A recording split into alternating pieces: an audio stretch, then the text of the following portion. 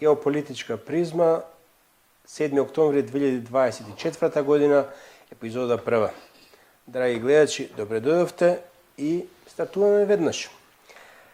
На почеток би ние кратки вести, би напомнал некои работи што се интересни во најново време, а тоа е во Владивосток се одржа интересен форум, каде што зема учество представници од Индија, конкретно амбасадорот во Русија, бившиот премиер на Непал, централно-азиските држави и секако вице-премиерот на Народна република Кина, едно многу младо, талентирано, надежно момче кое што има визија. Он говореше за мултимодал свет, односно комбинација од мултилатерален свет и мултиполарен свет. Значи, некоја комбинација од она што се нарекува визија на западниот и претежно англосаксонски свет и БРИКС, односно она што го заговара Владимир Владимирович Путин. Втор момент е случувањето на Блискиот Исток. Таму мирот не доаѓа, на жалост. И третиот момент го имаме конфликтот помеѓу Русија, односно Руската Федерација и Украина. Во тој контекст за она што е Руската Федерација и што таа значи за нас, славянските народи, денеска во нашава емисија наш драг гостин, ко-водител, кој ќе ни се приклучи и во наредниот период, страствен русофил, член на ВМРО, магистар Зоран Јовановски. Добре дојде. Добре ве најдов. Како сте? Како се чувствувате? Па добро. И да почнеме со она што го најавив, со најавата. Што Русија има направено за нас, славјанските народи? Тоа е навистина крупно прашање и како тематско прашање ќе го разговараме во тек на емисијава. Навистина на тоа прашање има многу што да се каже. Не може да се одговори накратко на ова прашање, особено за човек кој што и познава историјата на Балканот, руската историја.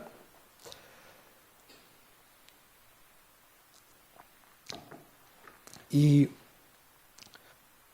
пред било што да кажам, ќе кажам дека мора да имаме предвид дека Русија е православна земја, значи словенска земја, која што говори словенски јазик кој што е многу сличен со нашиот.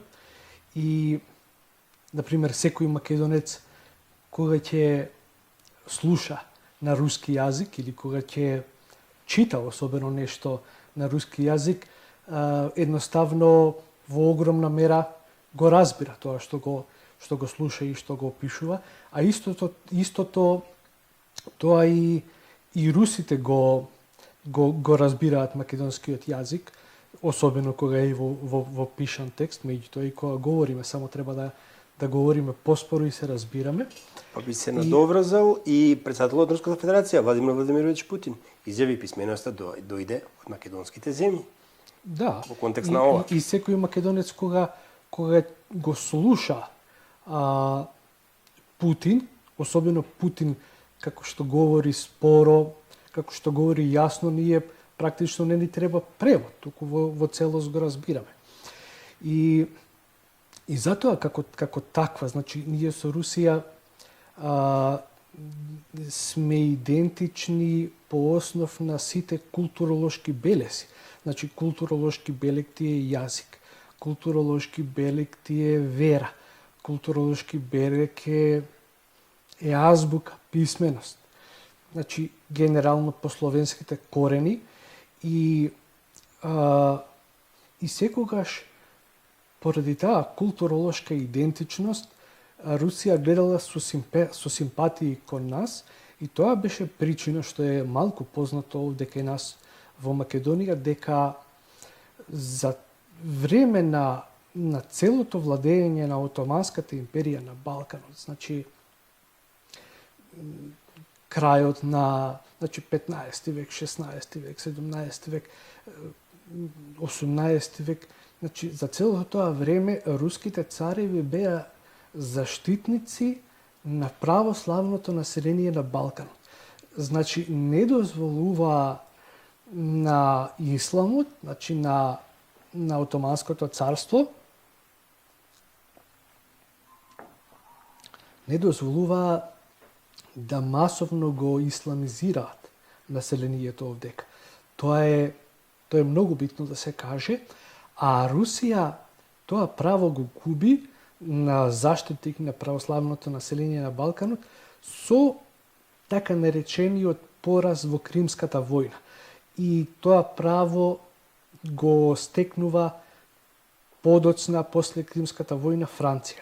Значи, Русија за целото тоа време се залагаше за зачувување и на самиот идентитет наш овде на балканските народи, затоа што ако изгубиш верата, ти губиш огромен дел од идентитетот. Практично,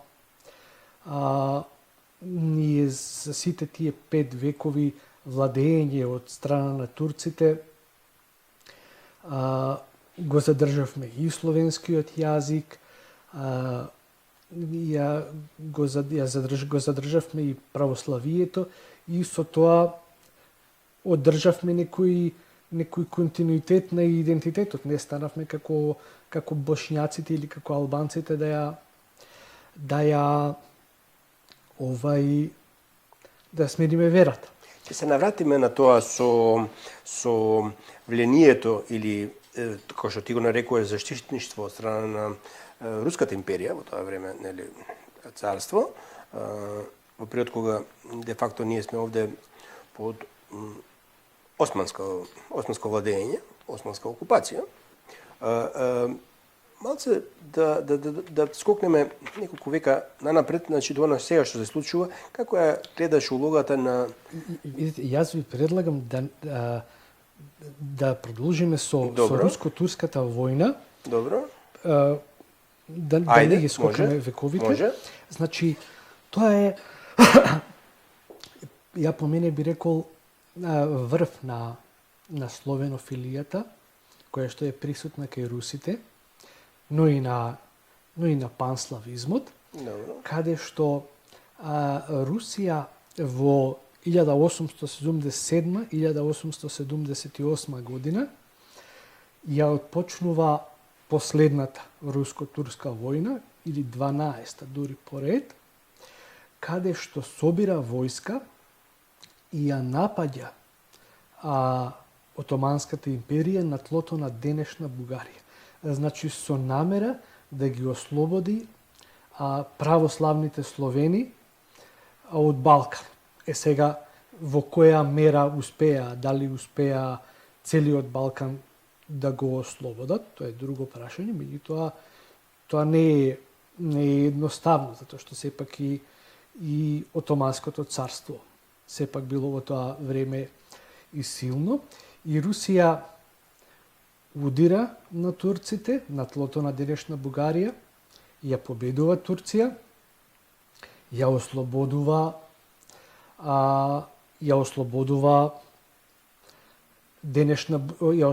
тогашна Бугарија, што тогаш се нарекува Сан-Стефанска Бугарија, и со тоа прави клучни геополитички услови за да само 35 години после руско-турската војна да се случи првата Балканска војна, каде што балканските народи се сојузуваат, значи Црна Гора, Србија, Бугарија и Грција, и ја напаѓаат Турција и финално ги протеруваат турците од Балканот. Значи, во оваа последна руско-турска војна, русите даваат дури 66.000 жртви, значи толку жртви прави царска Русија. Бугарите даваат само 3.000 загинати, турците имаат огромни загуби и со тоа практично Русија ја ослободува Бугарија. Тие во тоа време не прават многу разлики помеѓу мноштвото нации словенски на Балканот, како што подоцна се развиваат сите овие 7 јужнословенски нации. И така после 4-5 века ние на Балканот се ослободуваме од турскиот јарем, од исламизацијата. Говориш за бугарското кнежество. Со Стефанскиот мир е формирана на голема Бугарија, која до денеска е сон на многу бугарски интелектуалци, па дури и политичари, но да речеме Србија добива некакво кнежество во многу помали граници од она што е дури денеска. Грција одавна е веќе, знаеме дека е држава, но Македонија не е ослободена. Грција, велите, е одамна држава, значи Грција почеток на 19 век ја стекнува својата независност. Точно. Исто така со огромна поддршка на царска Русија. И со огромна поддршка на кралските фамилии од западниот свет. Но Македонија нигде нема оваа приказна. Тоа кога кажуваме дека или велиме дека што направила Русија за нашите славянските народи, неминуно доаѓаме и до нас. Што Русија конкретно направено и за Македонија? Па, видете вака, за да Русија конкретно направи за нас како македонци, требало претходно да бил развиен македонизмот. Да, македонската самосвест. Македонската самосвест. Ние мора да се сложиме дека не беше развиена до појавата на преродбениците. Да. Значи, практично Димитар Константин Миладинов, со нив почнува. Тие се двајца браќа, едниот постар, Димитар постар од Константин, цели 20 години му бил и учител и брат во исто време.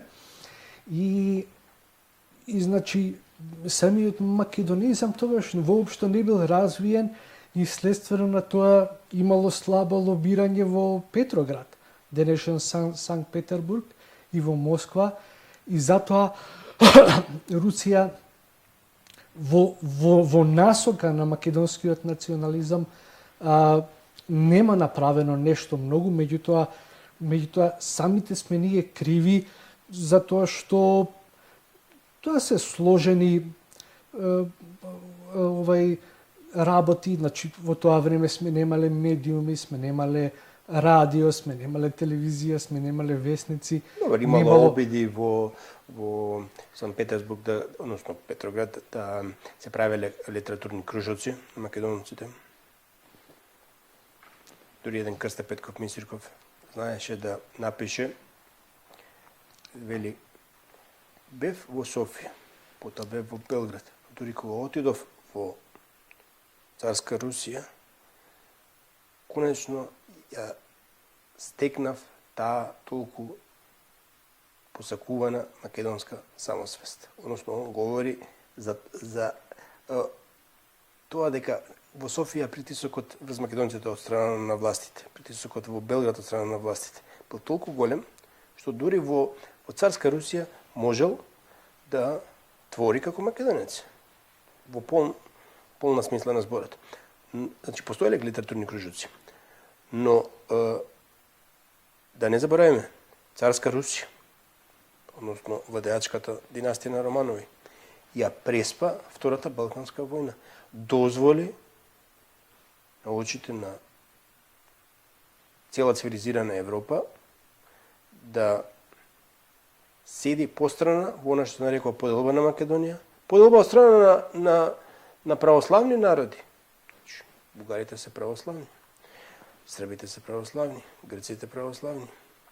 Дозволија Романови на очите на цела Европа, Македонија да биде, македонските земји за кои денеска говори Владимир Владимирович Путин, дозволи да биде поделена. И не, таа поделеност беше најбрутална. Значи, со геноцид врз македонците таму каде што едната, другата или третата војска ќе стапне во нивните походи за да обезбедат што поголем дел од Македонија. Говорам за втората балканска, ако правата балканска војна е ослободителна од османското владење, што е со втората балканска војна? И каде е тука Русија? Видете, Русија, значи со целата нејзина големина и со словенофилијата и со, например, русите кога слушаат еден јужнословенски дијалект, значи, например, ние да погледнеме како се говори во Куманово, како се говори во Гевгелија, како се говори во Охрид, тоа се многу различни дијалекти. Сега, јас по мене од секогаш сум гледал на тоа дека јужнословенските дијалекти се едно те исто. И како одиш дали на исток кон Бугарија, дали на север кон Србија, па понатаму одиме кон останатите јужнословенски републики, тоа е во суштина јазикот ист, само мутира дијалектот. И затоа русите никогаш, значи од аспект на нивната големина и од аспект на нивната словенофилија, панславизам, љубовта кон православието, тие никогаш не гледале од таков микроплан на поделби овдека на балканските народи и единствено што русите тогаш гледале да помогнат е да ги избркаат турците од Балканот и да го овозможат ова тло да биде во државност на самите балкански народи, а тоа се предоминантно словенски народи кои што говорат словенски јазик, кои што пишуваат на кирилица, како што пишува и Русија и кои што се православни народи. И, например, кога говориме што Русија нас ни помогнала, тука мора секогаш да имаме предвид како руската дипломатија помагала во време на турското робство. И тука ја би го издвоил рускиот императорски конзул Александар Аркадиевич Росковски, кој што загина, кој што беше убиен од страна на турците во Битола на 8 август 1903 година, или само 6 дена откако започна Илинденското востание.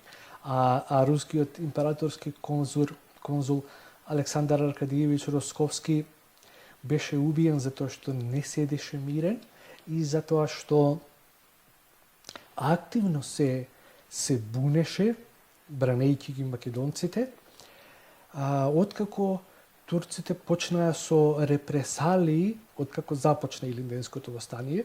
Илинденското востание беше започна на 2 август 1903 година, а Росковски беше убиен на 8 август. А тие 6 дена Росковски беше многу активен, значи, кај тогашните турски власти во Битола, кај останатите конзули во Битола, беше многу активен за да Турција не биде толку брутална осветнички, затоа што Русија како акт на Илинденското востание почна масовно со апсења врз македонците, почна со палежи на села, почна со ликвидации без судски постапки, по кратка постапка. И рускиот императорски конзул Роструковски едноставно се бунеше, едноставно галамеше и така загина од турски куршум, конкретно турскиот стражар што го уби во среде Битола, кај што е сега на тоа место има споменик наречен Руски крст, ќе дојдеме до него, и турскиот стражар го застрела рускиот императорски конзул со два куршуми, а инаку турскиот стражар беше етнички албанец.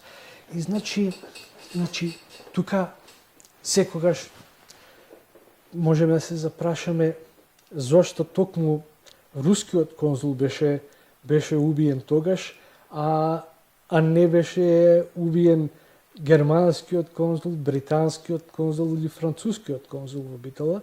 Значи, сепак од русите си ја има таа словенофилија и тоа сочувство кое што го имале спрема македонците и спрема сите словенски православни народи за време на владење на Отоманското царство и секогаш на секој начин се обидувале да ни помогнат во рамките и на нивните можности, затоа што Русија, независно од тоа што е голема и воено силна држава, Русија сепак не е и семоќна.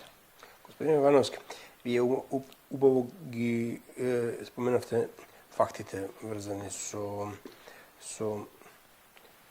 османлиското владење овде, односно како Русија се обидувала преку своите конзули овде да помогне на рајата, како што османлиите знаеле да нарекуваат нашите предци. Сега го спомнавме нели Илинден, тој е фактички вториот Илинден. Кошевската република е 903-та, многу назад 338 пред новата ера е Херонеја, тој е првиот Илинден. Вториот Илинден ти убаво го елаборираше од аспект на руското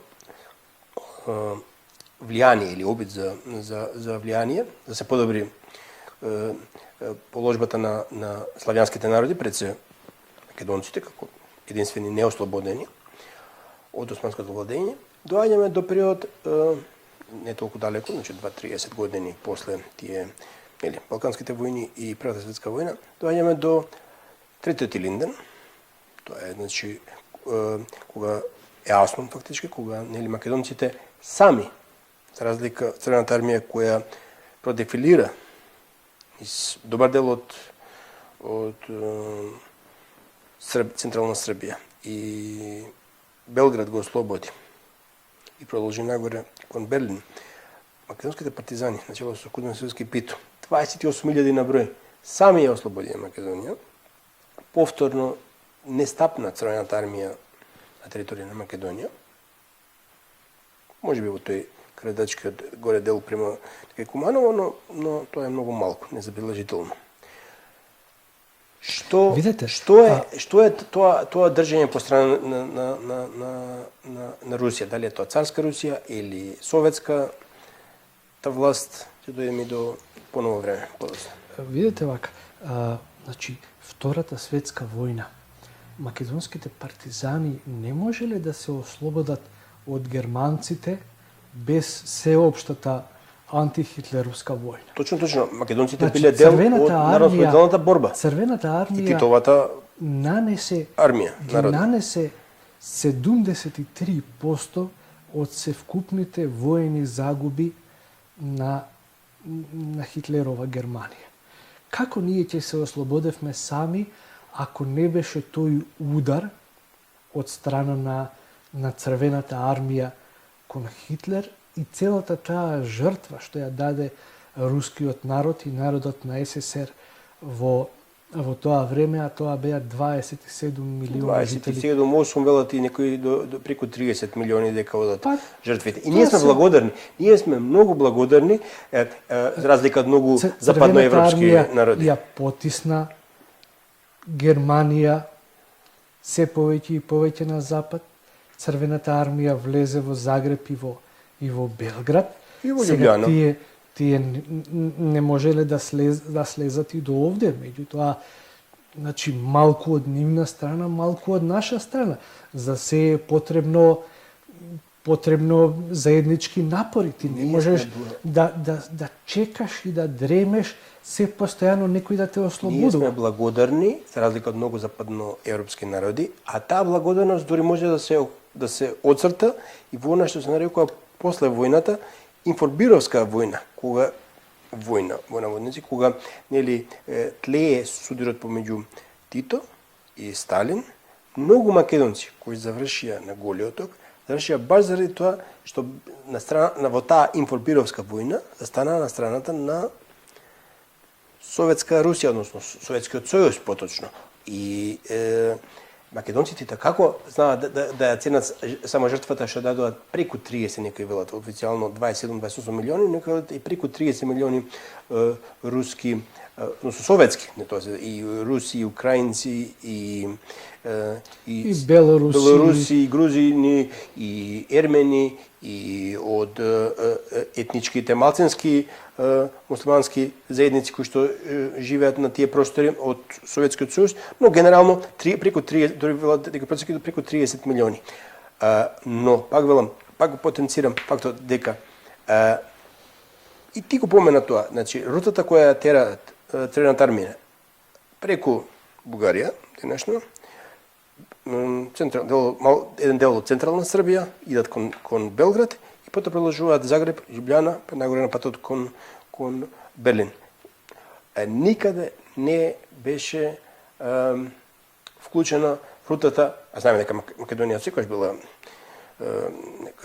нека точка каде што истокот и западот, односно северот и југот се спојувале и цивилизациите, никаде не беше во нивните планови за да пројдат низ Македонија, говорам за трупите на Црвената армија. За потоа да се случи информбирото, македонците добар дел велам застана на страната на Сталин, верувајќи во таа идеја на пролетаријатот.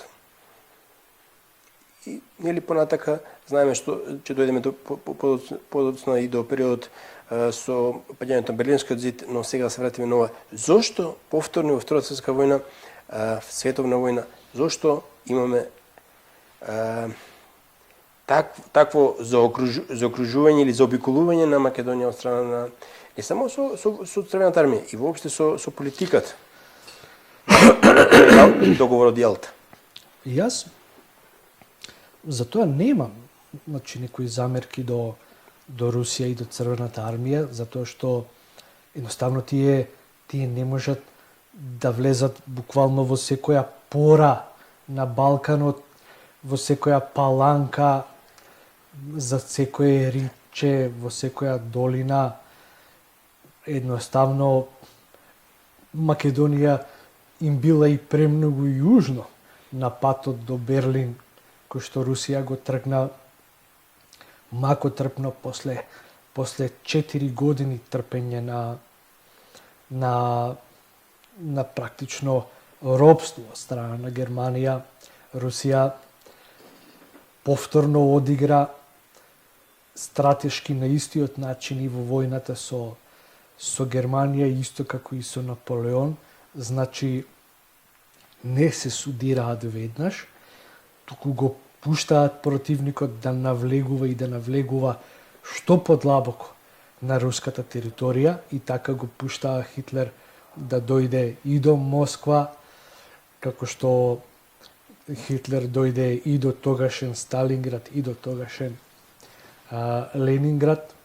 Исто така и Наполеон на истиот начин дури и влезе во Москва, и русите по системот на така наречена спалена земја, или како што одстапуваа пред Хитлер, палеа све на неговиот пат, за да Хитлеровата армија тој ресурс не може да го користи подоцна во борбата против самата Црвена армија, а истиот метод на спалена земја го правеа и со Наполеон. Значи, одстапувајќи пред него, палеа се.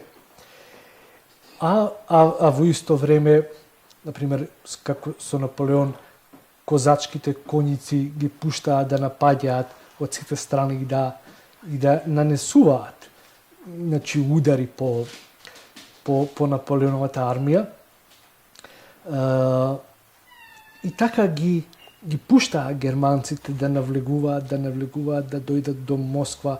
Германците дојдоа на 30 километри од Москва, практично го завземаа Сталинград, го разрушија во целост, мада подоцна и го изградија во целост, го реобновија во целост. И едноставно Русија даде толку многу жртва, толку многу страдање и после 4 години војна и после кобната зима по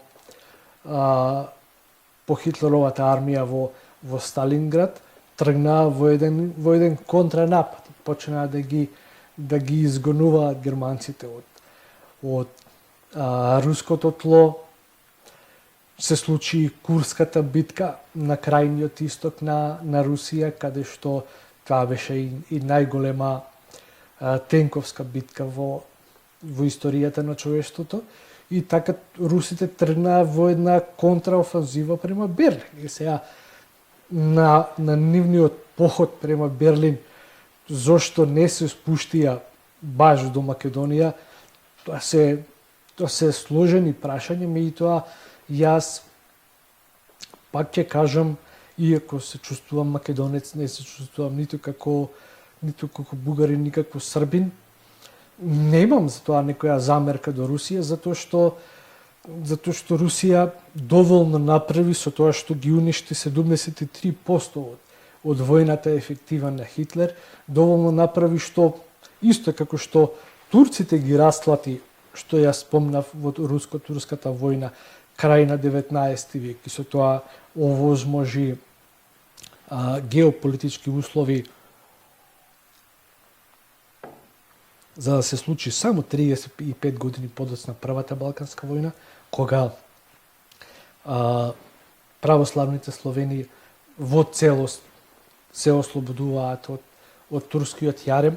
Исто така да споменеме дека само 15 години после оваа руско-турска војна ние за прв пат ја основаме нашата македонска револуционерна организација, која што тогаш прво беше наречена МРО, потоа преименувана во ВМРО, која што беше преименувана во ВМРО под силно влијание и со силна логистичка поддршка на бугарските служби, на бугарското војно. Тоа, но 905 е МОРО, натрешна македонска одржинска револуционерна организација, дури после крајот завршувањето на Првата световна војна.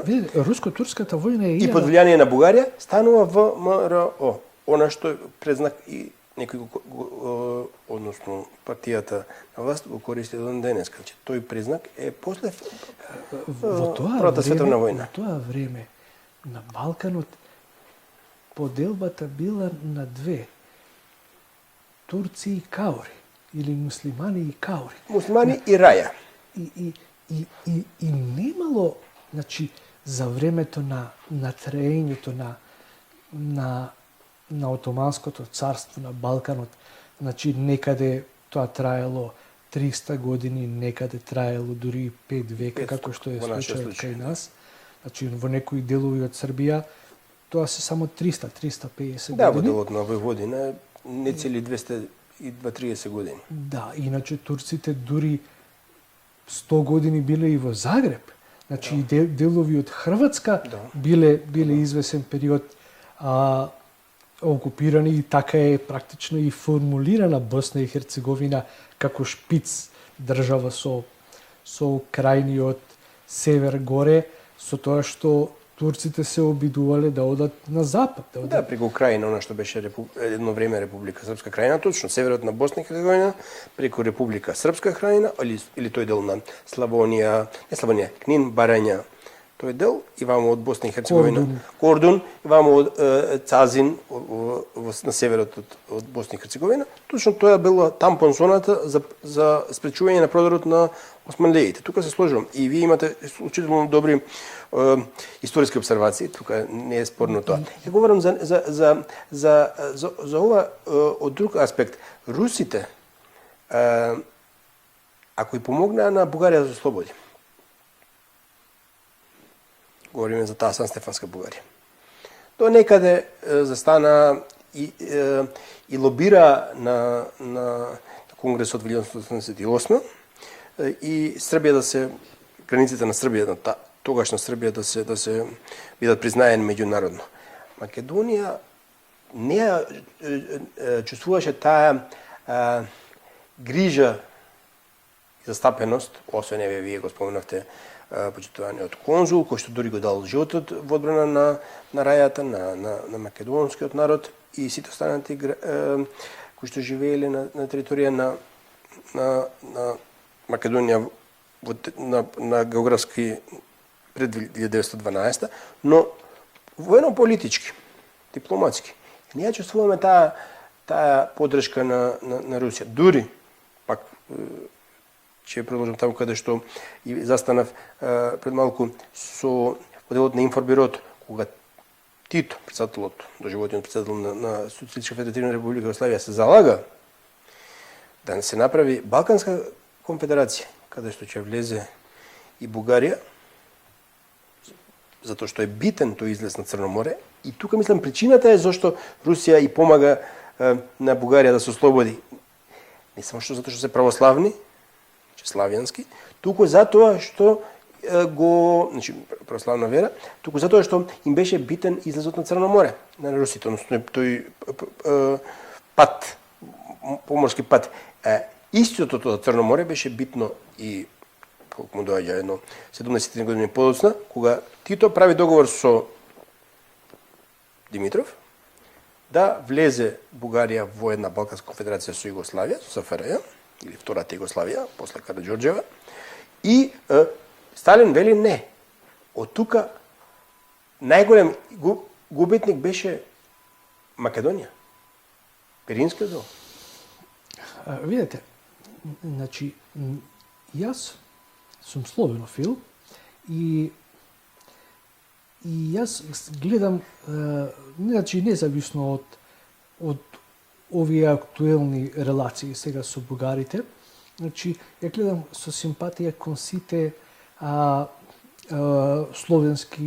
словенско православни народи, значи особено словенско православни кирилични народи, и за мене не се страни интеграции по тоа ниво, значи по словенско православно ниво, заедно под покровителство со Русија, со Украина, со Белорусија. Например, мене ми се поблиски тие интеграции отколку интеграции со англосаксонците, со западниот свет. Меѓутоа, за тоа се надеваме дека во иднина ќе се створат геополитички услови и затоа не гледам толку нужно кон низ призмата на јужнословенските национализми. Особено, ова го кажувам во контекст на ова вие што го поставивте како теза, ние мора да имаме предвид дека сите тие векови додека владееше Отоманското царство на Балканот, имаше уште една држава која што се викаше Австро-Унгарија и имаше уште една трета држава која што се викаше Императорска Русија или Царска Русија и сето тоа така беше од Франција навака. Од Франција навака практично имаш германско царство со Австро-Унгарско,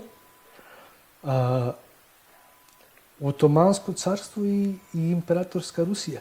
Ги немаше сите овие 50 кусур држави кои што ги има сега Европа.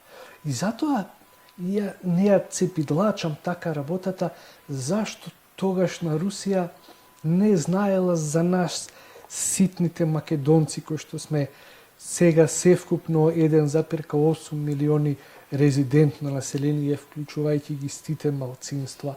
Ние како етнички македонци дали сме 1,200,000. А како резидентно население. Повеќе резидентно.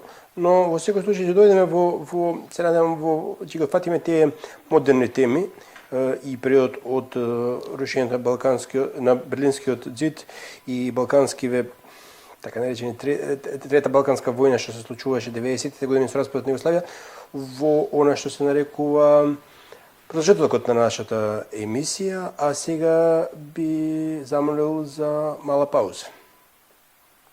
Почитувани гледачи, добре дојдовте назад во студио. Каде застанавме? Застанавме со паѓањето на Берлинскиот ѕид. Руската федерација ја преспа војната во СФР, крвавата војна во СФР, распадот на нашата заедничка држава. Во тоа време Германија се обедини, Европа доживеа процут, она што беше идејата на Моне, Аденауер, па и Шарл де Гол на Европа од Атлантикот до Кавказот и далекиот исток. Некако стигна до одредена точка, но запна и сега се случи тоа што се случи. 99-та војна интервенција на НАТО врз суверена држава без одлука на Советот за безбедност. Се случи војната во Македонија 2001, каде што добивме забележителна руска помош, воено-техничка помош, која ќе си ја плативме, и забележителна помош во тенкови Т-55 од Бугарија, кој и така требаше. Овој период е доста битен за нас.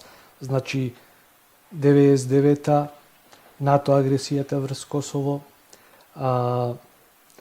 и војната во 2001. Тука имаме доста што да кажеме. Има, да, повеќе. Околу тоа што нас практично Русија ни помогнала. Па вие во воведот спомнавте дека Русија ја отспа.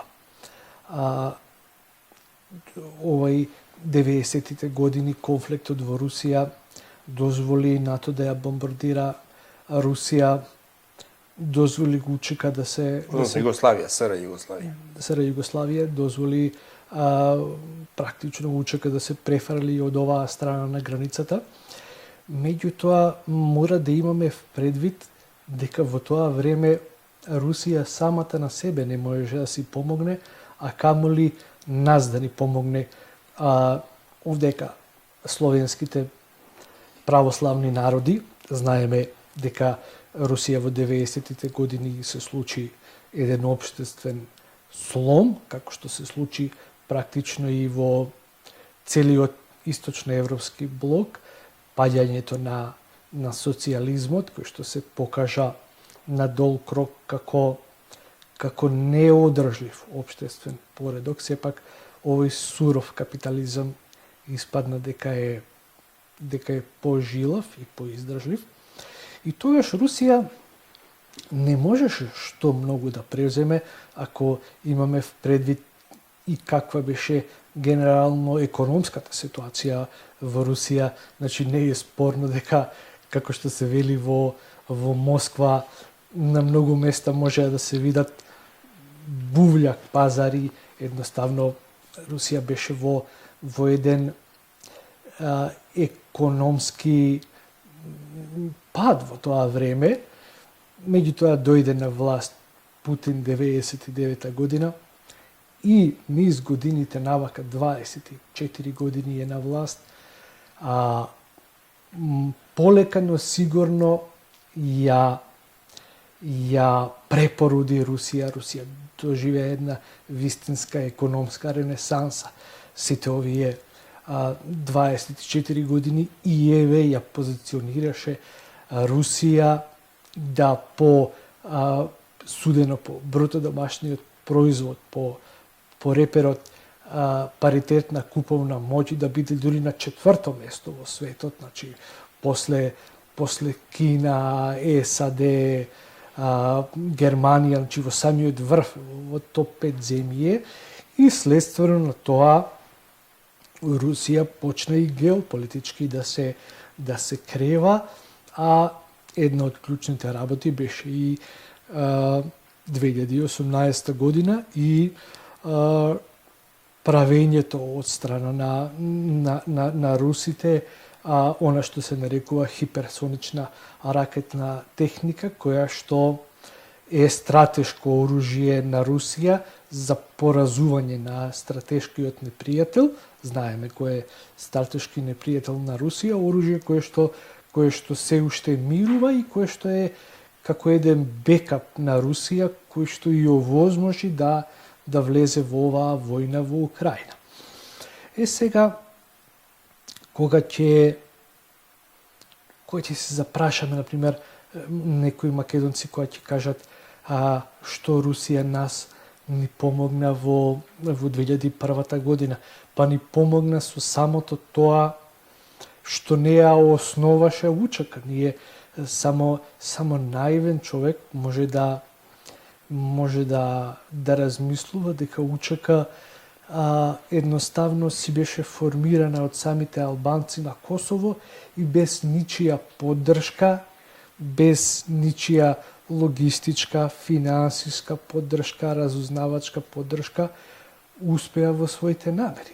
Знаеме дека позади УЧК ја немам проблем јавно да кажем дека стоеше Америка и севкупно англосаксонските сили кои што имаа интерес да ја смалат Србија. Србија им боде во очи на нив како мали руси на Балканот, како втори руси. Тоа неколку пати го спомна во емисија како словенски православен кириличен народ и во секој случај геополитички подобро ќе се позиционира Западот на Балканот ако ги подпомогнеше албанците. И ете, Америка успеа, ги помогна албанците на Косово, им направи држава.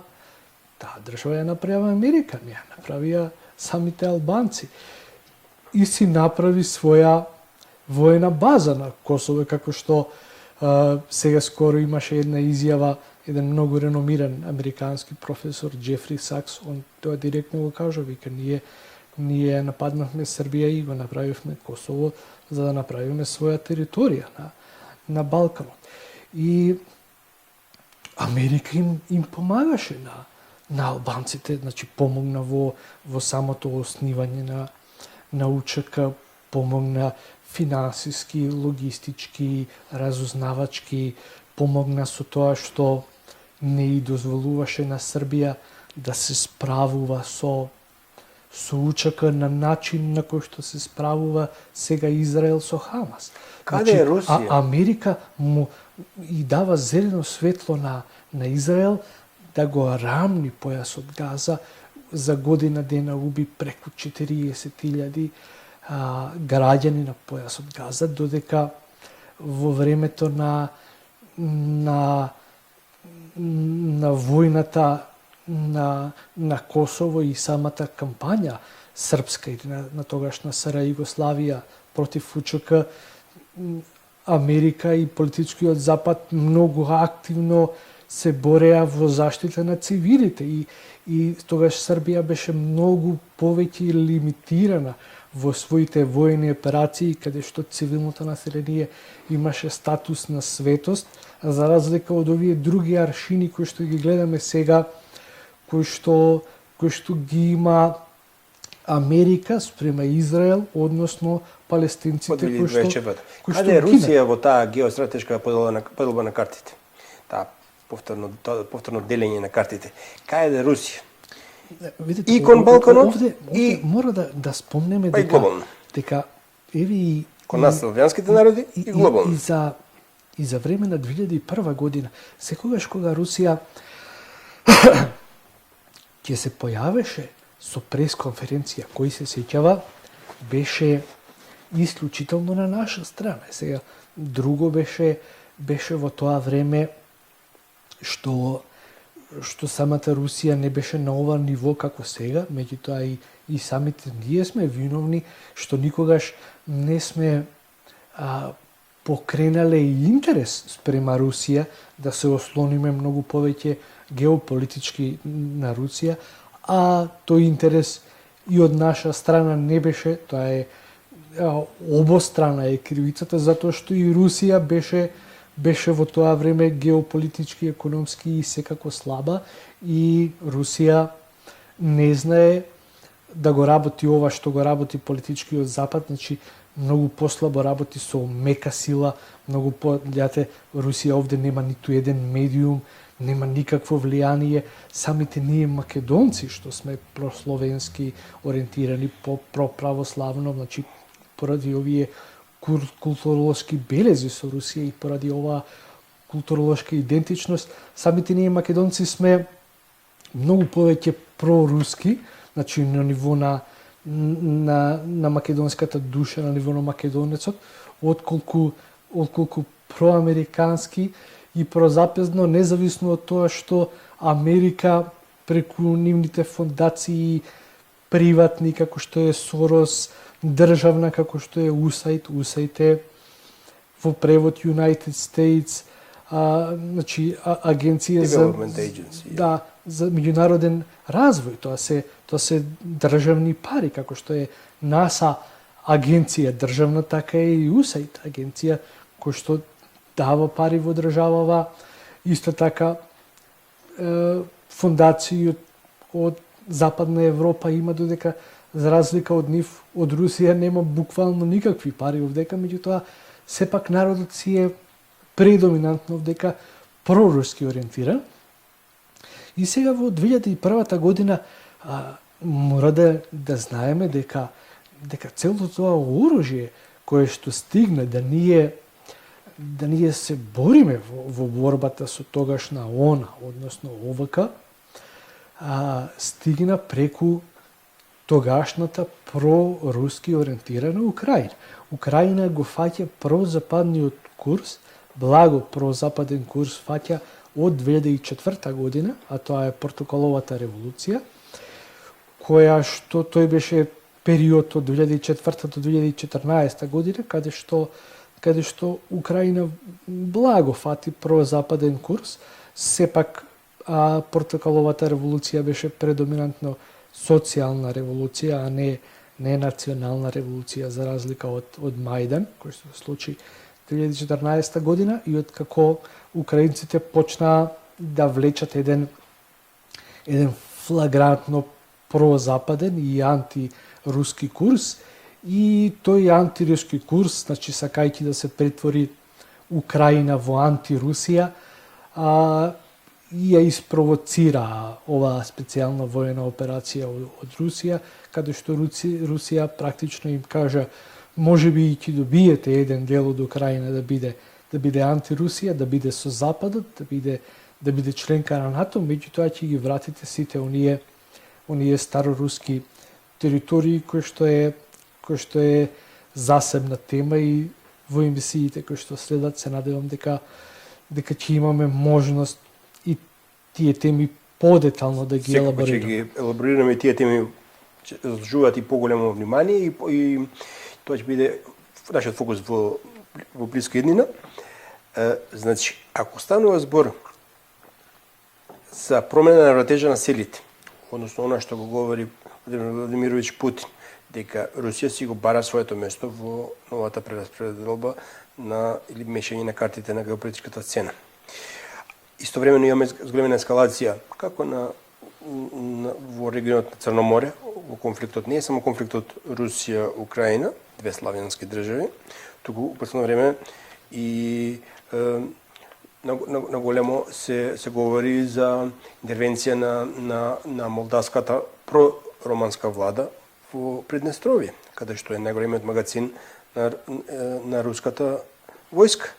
И тука се отприлика 3000 војници руски стационирани, плюс 15.000 регуларни сили на Приднестровје и 80.000 резервен состав, значи отприлика 100.000 добро обучени.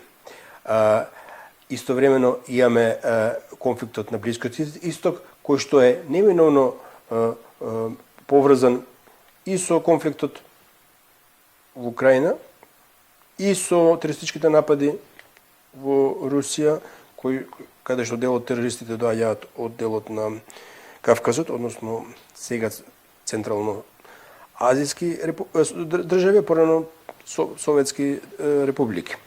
И кога ќе видиме дека имаме зголемена ескалација на сите овие нивоа, во сите овие простори, што ги набројав, доаѓаме до тоа дека Русија има обврска и нема право да го преспие и овој период, како што тоа го преспа периодот на распадот, крвавиот распад на Југославија.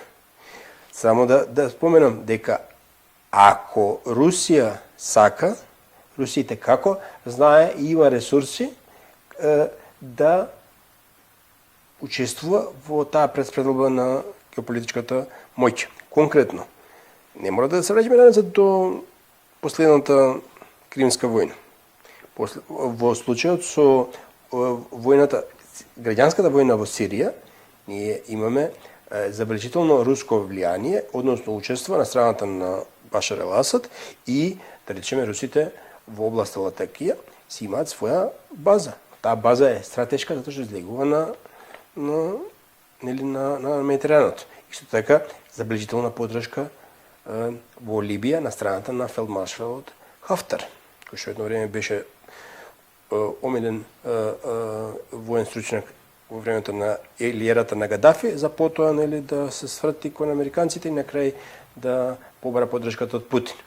Значи, Руската Федерација знае, имало моменти во историјата, че не мора да се враќаме до Сан-Стефанска Бугарија, каде што ја помага Бугарија не заради славјанскиот момент, пред се заради тоа што и требаше непречен пристап до Црно море.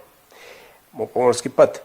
Еве го во денешно време случајот со поморската база во Латикија, тоа е во Сирија и на страна на фелдмаршалот Хафтар. Значи, Русија и како знае да си брани своите интереси кога се доведени во ситуација да мора да реагираат. Но тоа не го гледам во случајот со славјанските народи.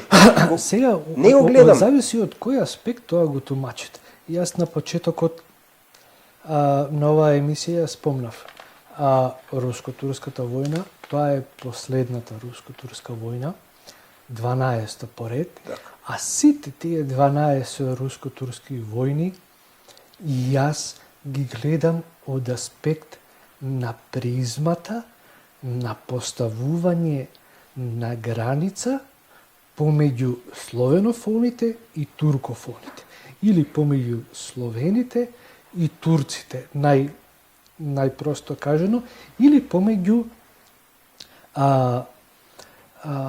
русите, еве да кажеме наједноставно, и турците. И сега, ако првата руско-турска војна е случајна тамо пред 3-4 века, не сеќавам точно кога беше, а се однесуваше на градот Астрахан, кој што е најисточна руско-турска војна, и од Астрахан до последнава руско-турска војна, која што е на граница со нас практично, на тлото на денешна Бугарија, Русија сите тие војни ги води мако трпно со туркофоните, не велам со турците, затоа што хазарите не биле турци, тоа биле туркофони евреи, затоа што сите тие народи кои што живееле на потегот од Астрахан, па преку целиот југ на Украина, па до тлото на денешна Бугарија, Русија тие војни ги води за да го направи токму Црното море да биде природна граница помеѓу турците и словените, туркофоните и да бидам најпрецизен, значи словенофоните. И така Русија сите тие векови практично ја води таа геополитичка војна, тоа е сепак прославенска војна. Ние ако го земеме в предвид ослободувањето на Одеса, тоа е околу 1850 и некоја година. Пред тоа немаше Словени во Одеса, не се говореше словенски јазик. Туку русите го ја освоија Одеса од турците, од туркофоните и подоцна ја населија со словенско население. Во тоа време големо руси, мало руси, белоруси, како и словени од Балканот. Например, првиот попис што е направен после ослободувањето на Одеса, 60% од популацијата се декларира како големо руси, само 20% се мало руси или денешни украинци и останати словени кои што од Балканот се доселуваат, има доста и бугари тамо доселено, како и други народи. Значи, јас сето тоа го гледам од призма не дека Русија, како што спомнавте вие при отварање на темата, не дека Русија се гледа свој некој себичен интерес, меѓутоа туку гледам од призма да Русија го направи Црното море и Кавказот некоја нужна граница помеѓу русите и туркофоните. И затоа Русија го успеа тоа, ги победи сите тие војни, сега во некои од тие војните и губеше, некогаш и ретарираше од амбициите, меѓутоа тоа се долги и широки теми. И така Русија го освои целиот југ на Украина. Значи сите овие 8 административни области во Украина кои што се рускојазични административни области, а тие се административните области од Харков до Одеса, значи само ќе ги набројам административните области, Харковска административна област, Луганска административна област, Донецка административна област, Херсонска административна област, Днепропетровска административна област, Николаевска административна област, Запорожка административна област и Одешка административна област, плюс Крим, а сите овие административни области се со големина колку наша Македонија и малку и поголеми од нив, од Македонија, значи тоа станува збор за огромна територија и од прилика половина од оваа територија Русија веќе ја освои. И така Русија едноставно и тоа кога го освои практично царска Русија од турците, ова го нарече новорусиска губернија и како такво си функционираше во составот на царска Русија, а со формирањето на СССР 1922 година, тогаш се формираа Советските социјалистички републики и тогаш за прв пат беше формирана и Советската социјалистичка република Украина, пред тоа не постоеше. Пред тоа постоеше само една територија на север од Украина која што се нарекуваше Мало Русија. И така на Мало Русија го припоија целиот југ на Украина и го нарекува Украина затоа што Украина на руски јазик значи у крај или на крај. И на македонски јазик е тоа преведено исто и значи на крај на руските народ. И сега Русија, Украина, кога од формирањето значи и украинската, и руската, и белоруската нација велат нивната државотворност им почнува од Киевска Русија. Значи тоа е втора половина на 9 век. И значи од втора половина на 9 век русите, украинците и белорусите си беа заедно како источно-словенски народи, а да речеме од втора половина на 9 век, па се до тамо негде додека траеше Киевска Русија, траеше околу 500 години, значи од втора половина на 9 век, па до тамо негде 14 век, тогаш немаше поделба ниту на руси, ниту на белоруси, ниту на малоруси во тоа време. Сето тоа тогаш имаше еден демоним, етноним, политоним, хороним, наречен Рус. Подоцна во царска Русија настанува едно раслојување на руси, малоруси и белоруси.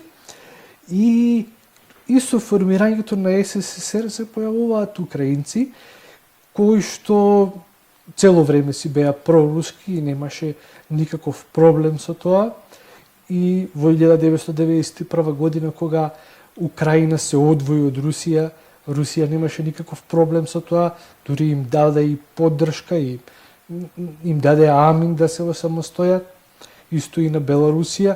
И за целото тоа време живеа и потоа во мир, се до 2014 година, до желбата на Украина да стане дел од политичкиот запад, да стане ортак со Америка, а со тоа да се претвори и во антирусија.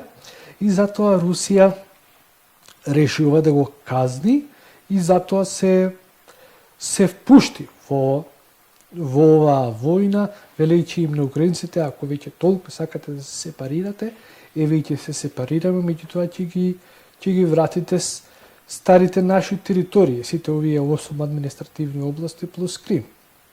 Да, но тука сега доаѓаме до еден момент што се нарекува меѓународно право. Русите нарекуваат специјална војна операција, според меѓународното право е окупација на странска војска врз меѓународно призната држава Украина. Од една страна. Меѓународното право е втемелено на сила. Така и Америка го нарече нападот на Србија специјална војна операција. Дали е Украина меѓународно призната држава? Да. Значи тука не говориме за владење на сила, говориме за владење на меѓународно право. Ама меѓународно право е може да кажем дека меѓународното право е растеглива категорија. Да ги лажеш студентите како јас направен факултет кога учевме меѓународно јавно право. Значи, едно е тоа што е пишено на хартија, а друго е ова што се вика реална воена сила. Реална воена сила гази и не прашува за меѓународно право, но меѓународно право е нарушено, ама тоа си постои, само што е нарушено. И во одредени ситуации се повикуваат големите сили кои им одговара, во други ситуации велат не интересира меѓународното право, односно повикуваме на од позиција на сила и од позиција на факти. А фактите говорат дека очигледно тој западноевропски англосаксонски концепт е многу поинтересен и вие убаво напоменавте дека Русија во тој поглед на мека сила, soft power, тешко се снаоѓа. И не знае да ја прикаже својата вистина или својот дел од вистината. Дури сега Русија си е засебна цивилизација и својот дел од вистината си го представува пред својата јавност во своите медиуми, но и во сите овие медиуми што се на исток и на југ од Русија. Да, глобалниот југ. Значи, дури сега Русија е таа што успева преку БРИКС зашто БРИКС се е организација или друштво на многу цивилизации. Видите, тука Русија успева да вас ви е створен со право затоа што ги гледате телевизиите Сител, Канал 5 и Алфа. Не говориме сега да не им прави реклама.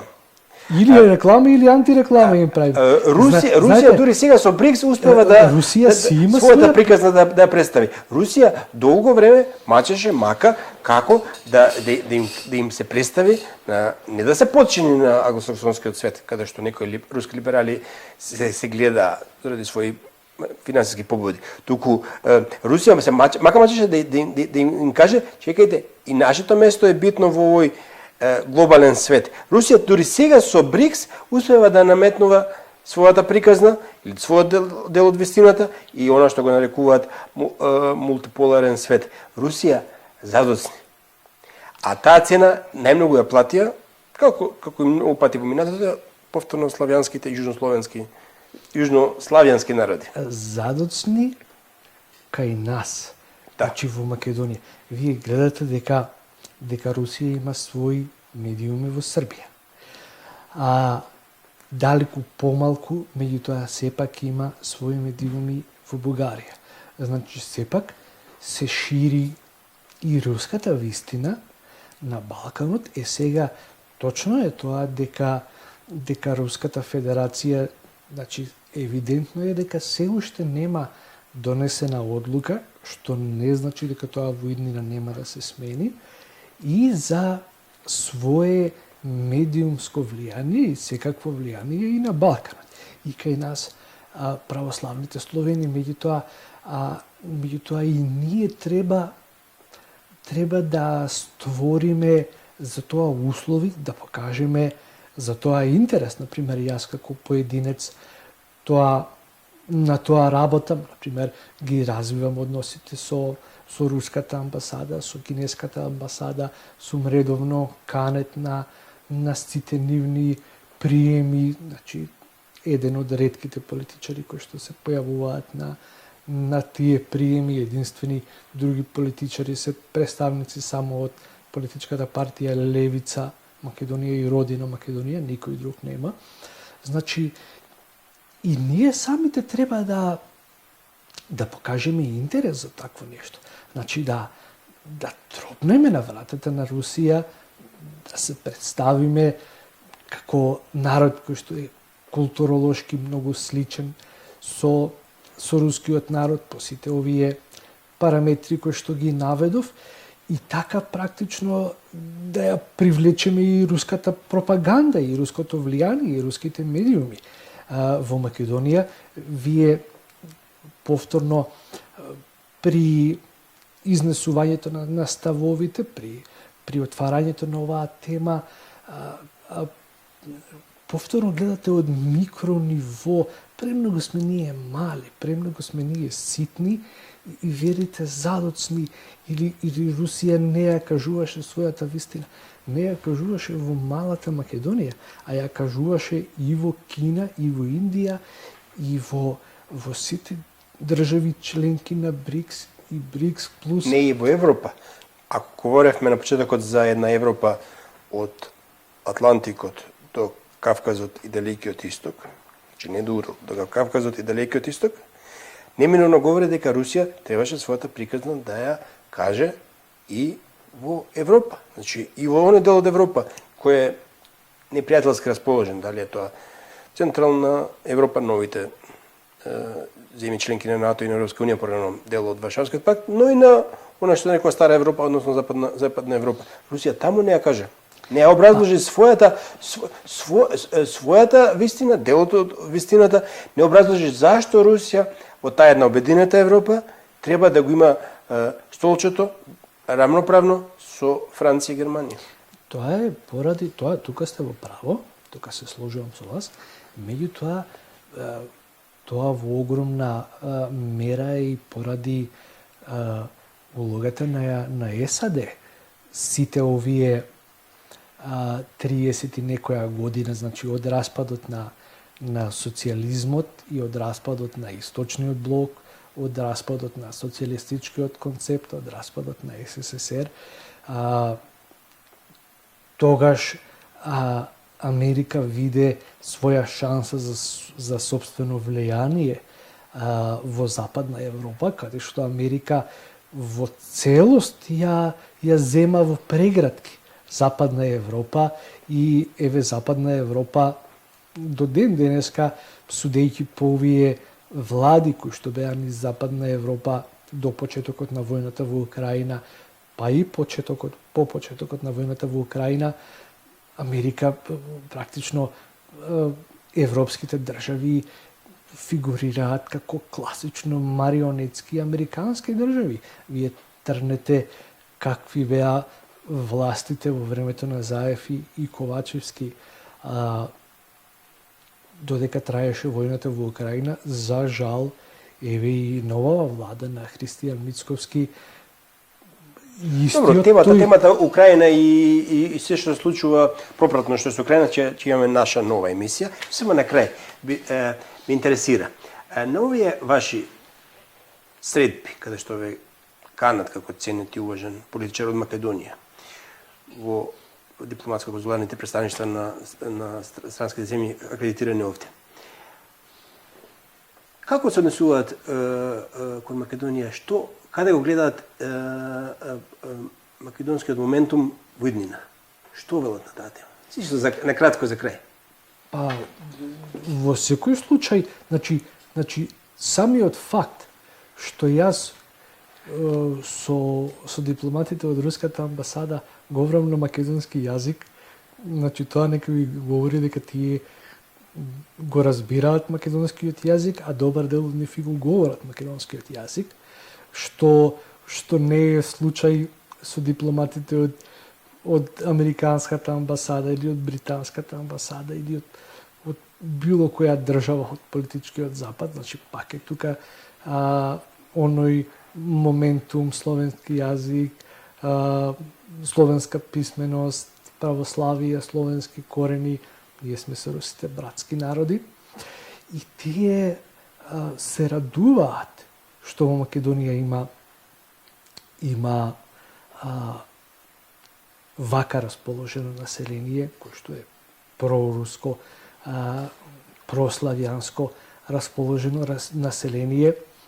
Меѓутоа чекаат и од самите насти власти. Знаете, вие да воспоставите било каква релација со Руската Федерација, вие тоа не можете да го правите од позиција на поединец, вие тоа мора да го правите од позиција на власт. И нашава влада само треба да пројави интерес од Русија, како што рускиот амбасадор секаде тоа го говори по неговите јавни настапи кои што ги има, вика ние сме отворени за соработка. Ние чекаме вие да пуштите рака, ние таа рака ќе ја прифатиме.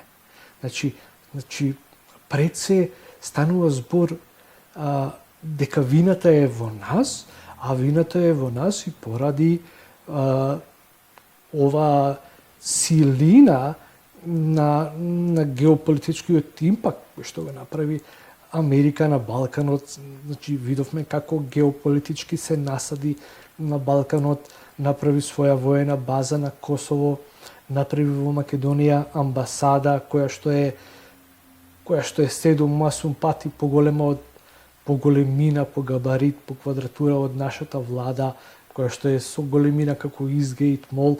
Значи може тука да комперираме колкава е руската амбасада, тоа е обична трокартна куќа, колкава е американската амбасада. Значи и нашите власти се под притисок и под геополитички притисок од страна на Америка, кој што сите ние како македонци мора во иднина тоа да го менуваме, затоа што треба да знаеме дека унитарниот карактер на Македонија ќе биде побезбеден за нас етничките македонци, ако на овој простор геополитички владее Русија. Значи албанците ќе имаат многу помала шанса во таква ситуација да остварат некаков нивен сон кој што се нарекува голема Албанија, кој што ја имам чувство дека полека, но сигурно си работат тие во таа насока.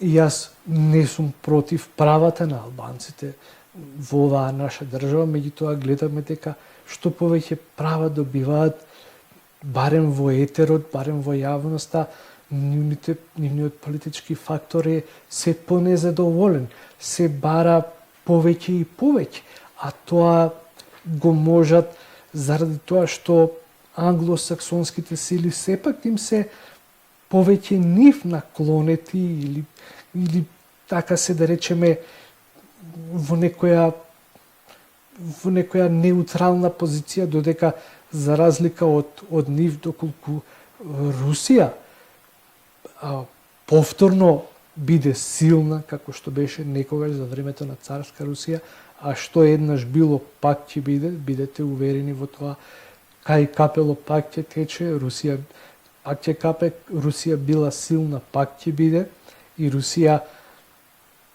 почна тоа да го покажува према политичкиот запад.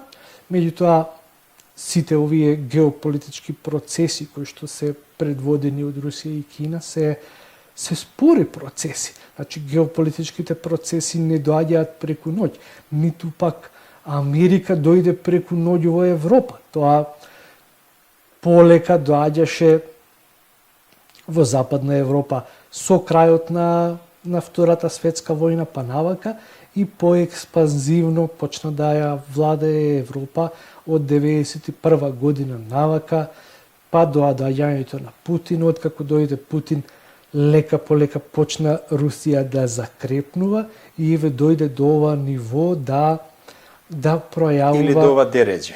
Па не е дереđe, да пројавува геополитички интерес економија на во овој дуел Русија-НАТО или Русија-Америка, Соединените Американски држави, Европа е таа, каде што ние де факто припаѓаме географски, е таа која економски и на многу други начини страда. Во секој случај, иднината и блиската иднина ќе ни покаже што нам ни следува и што ќе дојде. Вам ви се да благодарувам за тоа што учеството и кој гостувавте во нашава емисија. Драги гледачи, ова беше првата епизода од Геополитичка призма со главниот говорен уредник Томислав Јовановски, геополитички аналитичар и нашиот гостин и ководител, исто геополитички аналитичар и политичар од редовите на Делечката ПМРДПН, Зоран Јовановски. Ви благодарам и до следната прилика останете ни во добро расположение. Благодарам и пријатно.